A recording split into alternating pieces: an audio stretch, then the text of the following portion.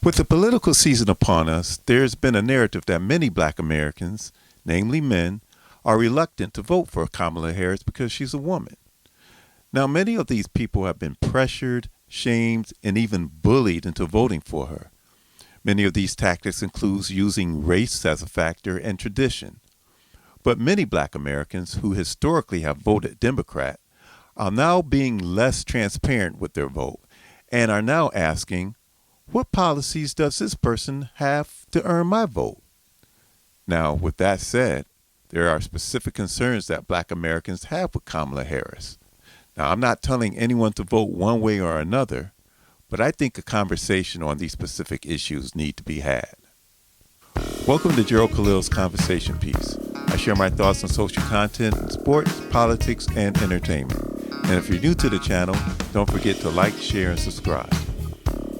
So let's talk about the concerns black Americans have with Kamala. Let's start with her ethnic identification. Now, this should not be a factor in voting for her or not. If you agree with her policies, then maybe you should just cast your vote for her. However, some feel that she only embraces her identity as a black woman when it's politically advantageous. Many critics have pointed out that she was raised in a non-black environment and at times has distanced herself with issues unique to black Americans. So this has led to questions about her sincerity when it comes to the black community. When we look at her current policies, many feel that Harris has not delivered on policies or actions specifically benefiting black Americans since being vice president in office. The community has long faced economic disparities, systemic racism, and social injustice. But it must be noted that these policies were created and managed by Joe Biden. Now, if you look at her policies since she's become a candidate for president, critics will say that there's nothing for criminal justice reform, economic equality, or anything health care related. It seems as if her efforts are more symbolic than of substance. And then lastly, one harsh criticism was her support of the Asian American hate crime bill while failing to push for a similar bill for black Americans.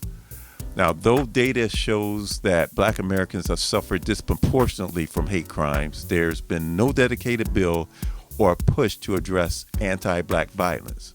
Many black voters feel slighted and sense that there's a lack of commitment to protecting the community's interests. So this is the feedback from many people in the black community. Now, some would say that Donald Trump doesn't care about your community either. But to those people, I would say you're missing the point. You need to line up your needs to the policies presented by each candidate.